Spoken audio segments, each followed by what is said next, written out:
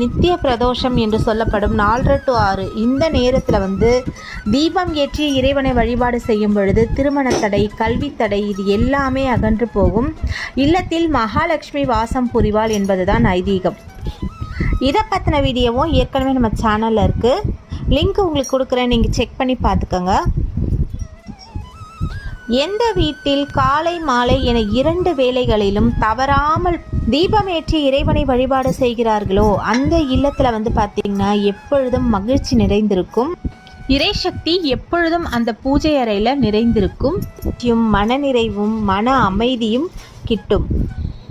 நீங்கள் ஒரு time fix பண்ணி தீபம் ஏற்ற ஆரம்பிச்சிட்டிங்க. இப்போ இன்றைக்கி 5:30 மணிக்கு ஏற்றுறீங்க அப்படின்னா நாளைக்கும் அதே 5:30 மணிக்கு ஏற்றுங்க. ஏன்னா ஒரு டைம் ஏற்றிட்டீங்க அப்படின்னா அதே டைமில் ஏற்றுனீங்க அப்படின்னா தான் அந்த பூஜை அறையில் இறைசக்தி ஆகர்ஷணமாகும்.